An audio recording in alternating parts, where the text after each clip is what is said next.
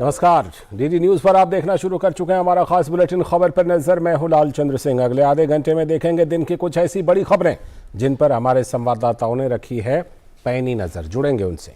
शुरुआत कर लेते हैं सबसे बड़ी खबर से। आबकारी नीति मामले में दिल्ली के डिप्टी सीएम मनीष सिसोदिया को सीबीआई कोर्ट ने 4 मार्च तक के लिए रिमांड पर भेज दिया है। इस मामले में सीबीआई ने 5 दिन के रिमांड की मांग की थी, जो कि उसे मिल गई है। इससे पहले सीबीआई की टीम दिल्ली के उप मुख्यमंत्री मनीष सिसोदिया को लेकर उनकी पेशी के लिए राउज एवेन्यू कोर्ट पहुंची थी, जहां उन्हें विशेष सीबीआई न्यायाधीश एमके नागपाल की कोर्ट में पेश किया गया था और उसके बाद ये 4 मार्च तक के लिए मनीष सिसोदिया का रिमांड सीबीआई को मिल गई है। विकास सारथी हमारे संवाददाता जिन्होंने इस खबर पर रखी है नजर, जुड़ चुके हैं हमारे साथ। विकास, 4 मार्च तक सीबीआई ने जो रिमांड की मांग की थी उसे कोर्ट ने मान लिया है और 4 मार्च तक का जो है उन्होंने रिमांड दे दिया है। क्या रिमांड देने से पहले सरसरी तौर पर पहली नजर में ही सही कोर्ट ने कुछ साक्ष्य भी देखे रिमांड देने से पहले?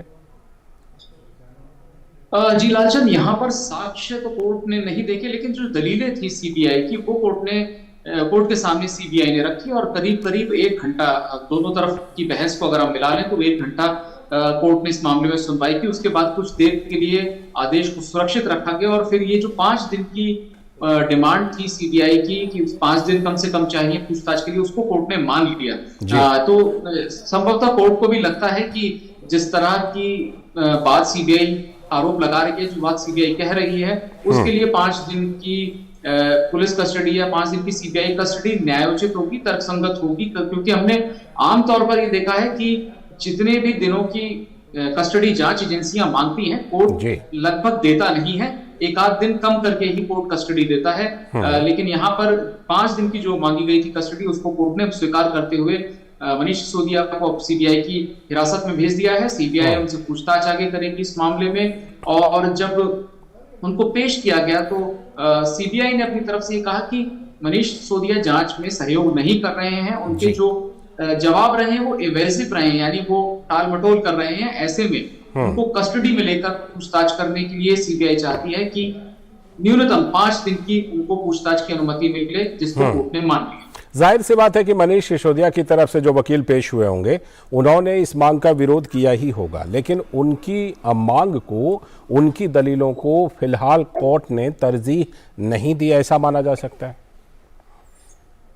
जी लालचंद, उनके तरफ से 3 वकीलों ने कम से कम यहाँ पर बहस की मनीष सिसोदिया की तरफ से और हर तरह की चीजों को रखा। कुछ में उन्होंने प्रोसीजरल लैप्सेस की बात कही, कुछ में वकीलों ने आरोप लगाया कि सीबीआई की मैनुअल का पालन नहीं किया जा रहा। उसके अलावा एक दलील उनकी ये थी कि हमको जब जब नोटिस भेजे गए हैं जांच में सहयोग देने के लिए, हमने हमेशा स्वीकार किए हैं और पूछताछ में शामिल हुए हैं। लेकिन जो सीबीआई का कहना है, जिस बात को लगातार सीबीआई रेखांकित करती रही, वो ये कह रही है जांच एजेंसी की पूछताछ में आने से ये सीधा साबित नहीं हो जाता कि वो जांच में सहयोग कर रहे हैं। अगर वो किसी सवाल का सीधा जवाब नहीं दे रहे हैं या ये कह रहे हैं कि उन्हें याद नहीं आ रहा है कि ये उन्होंने कब कहा था या क्यों कहा था, इस तरह के जो एवेसिव जवाब होते हैं जिनमें आप टालते हैं, वो उसको सहयोग नहीं माना जाएगा जांच में।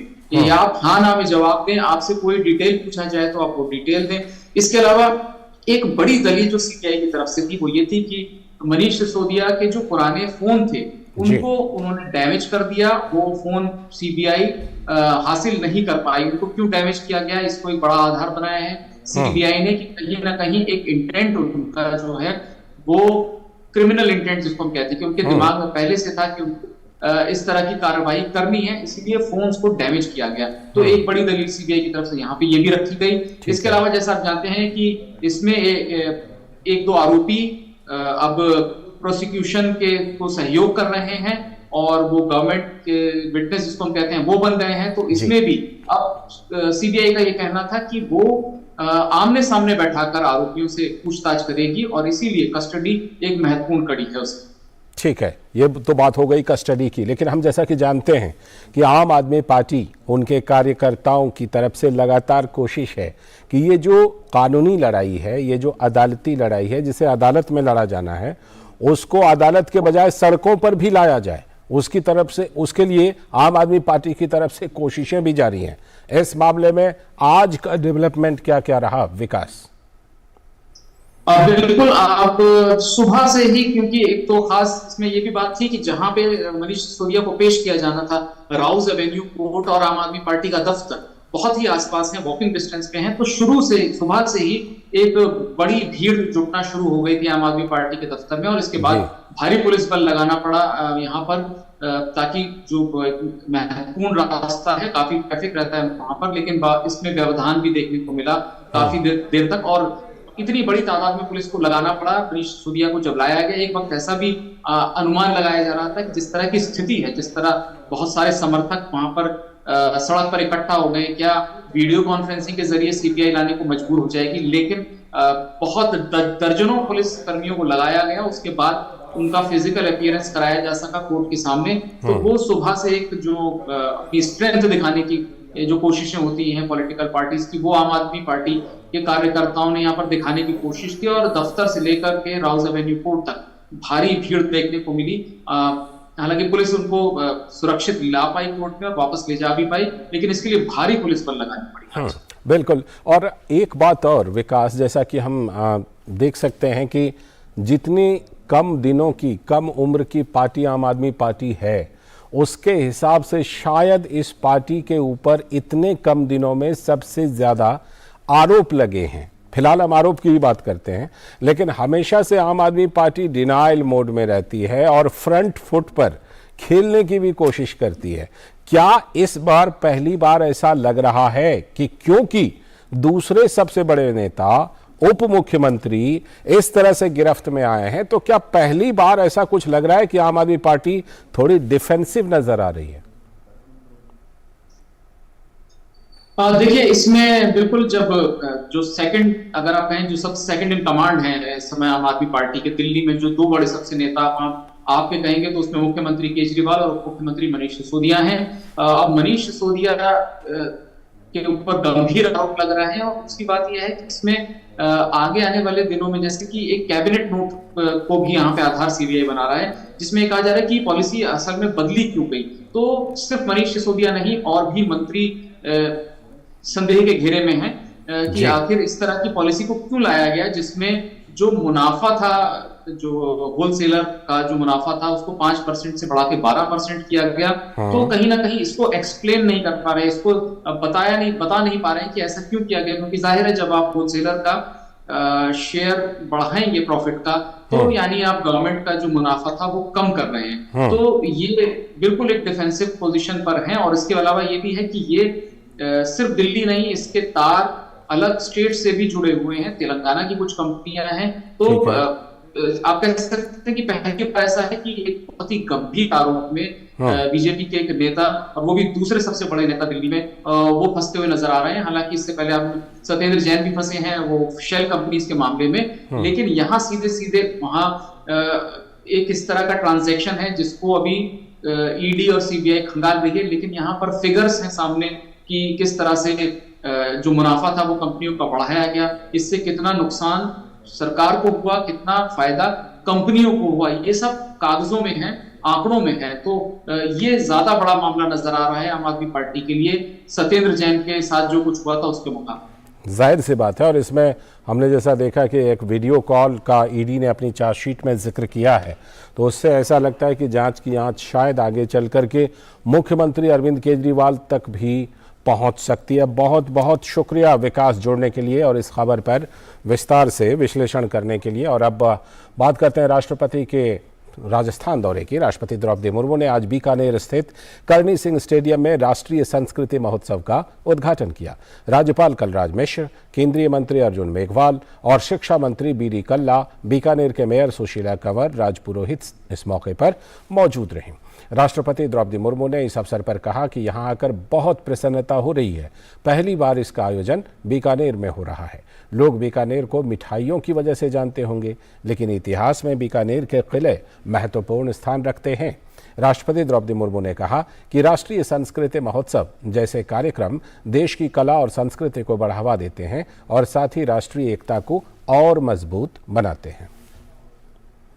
कला क्षेत्र में प्रतिभावान और महान विभूतियों को देखकर मन में नई ऊर्जा का संचार होता है।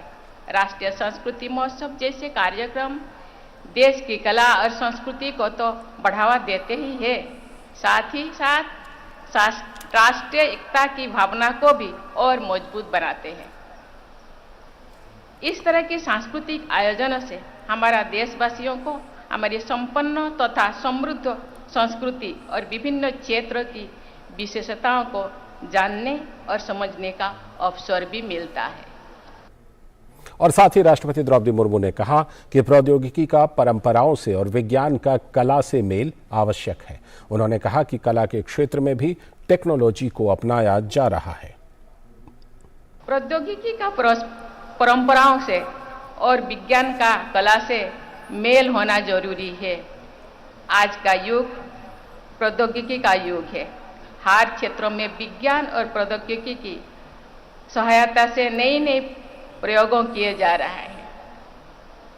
कला और संस्कृति के क्षेत्र में भी टेक्नोलॉजी का अपनाया जा रहा है। इंटरनेट के माध्यम से नई और युवा कलाकार की प्रतिभा भी देश के कोने कोने तक फैल रहे हैं। हम नई टेक्नोलॉजी का उपयोग करके देश की कला, परंपराओं और संस्कृति का प्रचार और व्यापक रूप से करें और इसको कर भी सकते हैं। और साथ ही राष्ट्रपति द्रौपदी मुर्मू ने कहा कि आज के डिजिटल दौर में यह भी देखना होगा कि कैसे हम नई पीढ़ी को लगातार परिश्रम की प्रेरणा दे सकते हैं, करने की प्रेरणा दे सके। अभी हम गांव के रहने वाले हैं। गांव में ऐसे संगठित कलाकार नहीं है, लेकिन कला भर भर कर गांव में रहते हैं। उसी कलाकारों को भी हम लोगों को प्रोत्साहित करने की जरूरत है। उनमें जो महक है, जो सुगंध है, जो ऊर्जा है, ये लोगों को देखना चाहिए। क्योंकि आजकल बच्चे जो पढ़े लिखे हैं, अब आज हम जो 21वीं सदी में जी रहे हैं, गांव का महक, गांव का सुगंध हम लोगों से दूर होते जा रहा है। और इस खबर पर और ज्यादा जानकारी देने के लिए धर्मेश भारती हमारे संवाददाता जुड़ चुके हैं हमारे साथ। धर्मेश जी, आज जिस तरह से राष्ट्रपति द्रौपदी मुर्मू ने बीकानेर का दौरा किया, वहां की खूबियों का जिक्र किया, राष्ट्रपति के दौरे के दौरान, राष्ट्रीय संस्कृति महोत्सव के दौरान क्या कुछ खास वहां पर रहा? और राष्ट्रपति के कुछ संबोधनों को तो हमने सुना, लेकिन आपने जाहिर सी बात है कि बाकी सारे संबोधनों को सुना होगा। क्या कुछ खास चीजों पर राष्ट्रपति महोदया ने जोर दिया? संस्कृति मंत्री आदरणीय अर्जुन राम मेघवाल सभी कलाकारों का सम्मान करेंगे। उसी प्लेलिस्ट में रहेगा पद्मश्री अनवर खान साहब का सम्मान। तो देवियों सज्जनों, मैं जिक्र कर रहा था भारत के राज्यों के बारे में।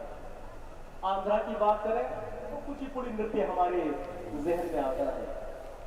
देखिए, ये जो आज यहाँ पे कार्यक्रम आयोजित हो रहा है, ये एक तरीके से आप कह सकते हैं कि ये भारतीय संस्कृति का जो विशाल उत्सव है वो यहाँ पर आयोजित हो रहा है। 25 राज्यों से अधिक का लोक कलाकार जो है वो यहाँ पर सम्मिलित हुए हैं और अपनी रंगारंग प्रस्तुतियां दे रहे हैं। वैसे तो कहा जाता है मेरा राजस्थान रंग रंगीलो राजस्थान की अपनी लोक कला के बहुत से रंग हैं, लेकिन ये जब और भी खूबसूरत हो जाता है, जिसमें देश के अलग अलग विभिन्न लोक कलाकार जब एक साथ मंच पर आते हैं। जब राष्ट्रपति महोदय आई तब अलग अलग राज्यों के कलाकार आए और वहां के अपने पुष्प साथ लेकर आए और अपनी अपनी उन्होंने प्रस्तुतियां दी। उसके अलावा यहाँ अलग अलग जो कल्चरल जोन्स हैं उनको भी यहाँ डिस्प्ले किया गया है।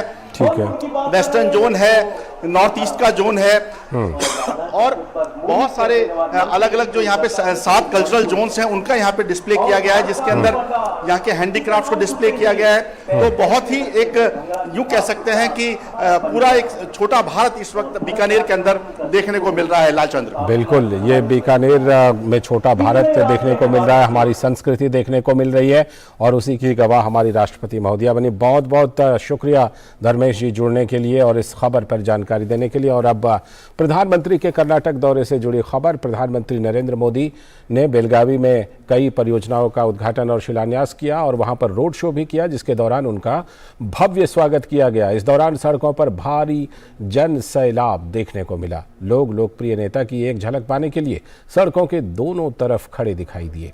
इस दौरान मोदी मोदी के नारों से भी पूरा माहौल गुंजायमान हो गया।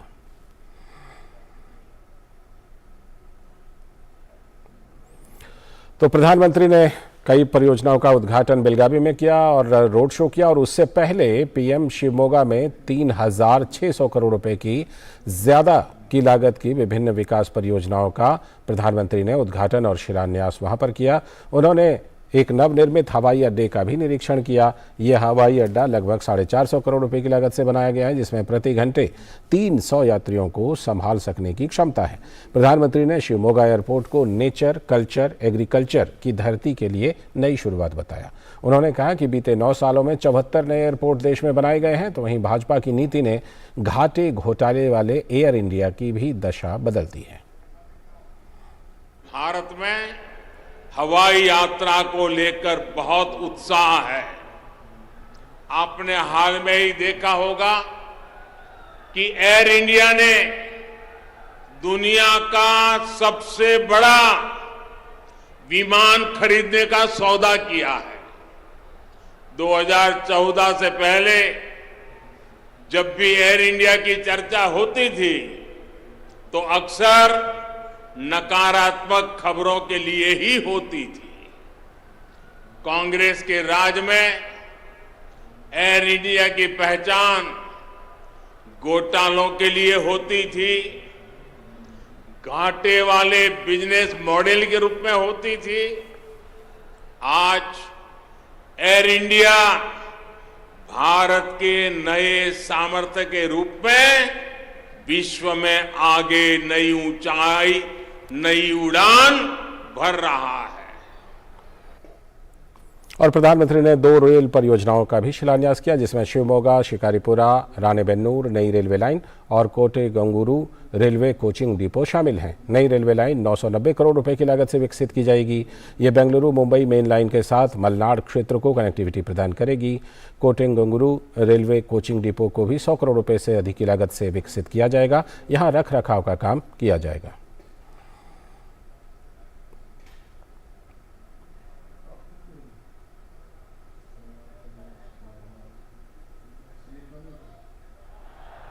बीते कुछ वर्षों में कर्नाटका का विकास अभिवृद्धि के रथ पर चल चुका है। ये अभिवृद्धि रथ प्रगति पथ पर दौड़ रहा है। ये प्रगति पथ रेलवे, रोडवेज, एयरवेज और हाईवेज यानी डिजिटल कनेक्टिविटी का है। हम सब जानते हैं कि कोई गाड़ी हो या सरकार, डबल इंजन लगता है ना तो उसकी स्पीड कई गुना बढ़ जाती है। कर्नाटका का अभिवृद्धि रथा ऐसे ही डबल इंजन पर चल रहा है, बल्कि तेजी से दौड़ रहा है। इसके साथ ही 950 करोड़ रुपए से भी अधिक की लागत से बहुग्राम योजनाओं का उद्घाटन और शिलान्यास भी जल जीवन मिशन के तहत किया गया। गौतमपुरा और अन्य 127 गांवों के लिए बहुग्राम योजना का उद्घाटन किया, तो वहीं 3 अन्य बहुग्राम परियोजनाओं की आधारशिला रखी। बहुग्राम योजनाओं की लागत 860 करोड़ रुपए है। इससे 4.4 लाख आबादी को लाभ होगा। पाइप के जरिए उनके घरों तक पीने का पानी पहुंचेगा। प्रधानमंत्री ने कहा कि आज डबल इंजन की सरकार में सिर्फ बड़े शहरों तक ही सीमित नहीं है ये फायदा, बल्कि छोटे शहरों तक भी पहुंच रहा है।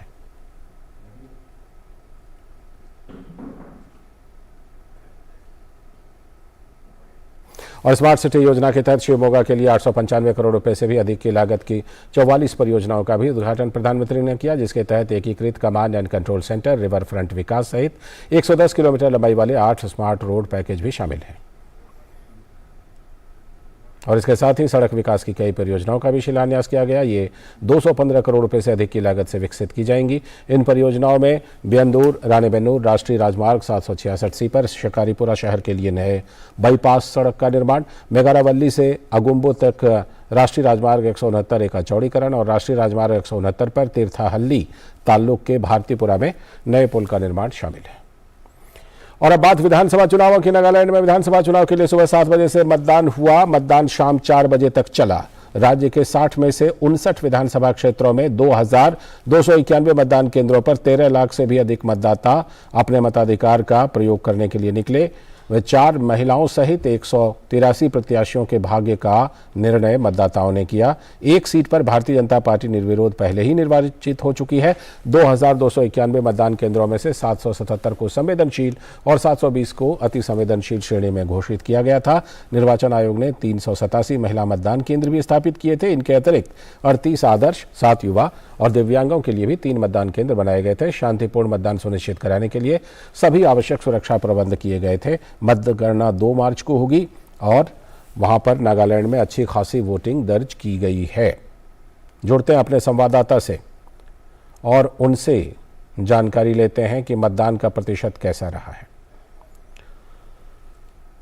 तो हमारे संवाददाता इस खबर पर जानकारी देने के लिए जुड़ चुके हैं विशाल बैरिस्टो। विशाल, कैसा रहा मतदान नागालैंड में? क्योंकि जिस तरह से शुरुआत हुई थी उससे लग रहा था कि सारे रिकॉर्ड टूटेंगे। कैसा रहा कुल मिलाकर मतदान का प्रतिशत? देखिए लालचंद, मैं मेघालय में हूँ और मैं मेघालय का चुनाव कवर कर रहा हूँ। आप मेघालय में हैं? हाँ, माफ कीजिएगा। कर रहा हूँ।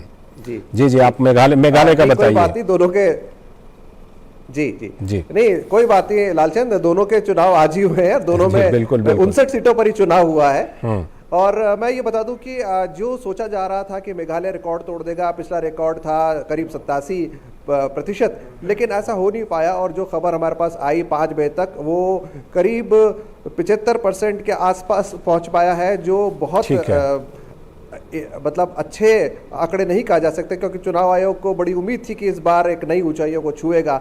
बहरहाल शांतिपूर्वक चुनाव हो गए हैं। 59 सीटों पर चुनाव हुए और 2 तारीख को पता चलेगा कि किसके पास कितने वोट है। अलग अलग पार्टियों ने अलग अलग दावे जरूर किए हैं, लेकिन ये जरूर कहा जा सकता है कि मेघालय के अंदर पिछली बार भी 59 सीटों पर चुनाव हुआ था, क्योंकि एक कांग्रेस के प्रत्याशी की मृत्यु हो गई थी और इस बार यूडीपी के प्रत्याशी की मृत्यु होने की वजह से 59 सीटों पर चुनाव हुआ। 36 महिला दावेदार इसमें रही हैं। देखना होगा कि कितनी महिलाएं इसमें जीत कर आ पाती हैं। जी बिल्कुल, आप हमारे साथ बने रहिएगा। नागालैंड से भी हम कोशिश करते हैं अपने संवाददाता से बात करने की। आप हमारे साथ बने रहिए फिलहाल, और नागालैंड की खबर से जुड़ी जानकारी हम आपको आगे देंगे। फिलहाल हमारा समय समाप्त हो रहा है, लेकिन हम आपको बता दें कि मेघालय के साथ साथ नागालैंड में भी आज शांतिपूर्वक मतदान संपन्न हुआ। वहां पर भी 59 सीटों पर ही मतदान था, क्योंकि एक सीट पर वहां पर पहले ही निर्विरोध रूप से भारतीय जनता पार्टी चुनी जा चुकी है। तो दोनों पूर्वोत्तर राज्यों में आज 59 सीटों पर मतदान हुए हैं। मतदान का प्रतिशत अच्छा रहा है। इससे पहले 16 फरवरी को त्रिपुरा में भी मतदान हुआ था और अब तीनों राज्यों की मतगणना 2 मार्च को होगी, जिसके बारे में हम आपको लगातार जानकारी देते रहेंगे। तो फिलहाल आज की खबर पर नजर में इतना ही। पूरी टीम को दीजिए अनुमति, लेकिन डीडी न्यूज पर खबरों और कार्यक्रमों का सिलसिला लगातार जारी है। नमस्कार।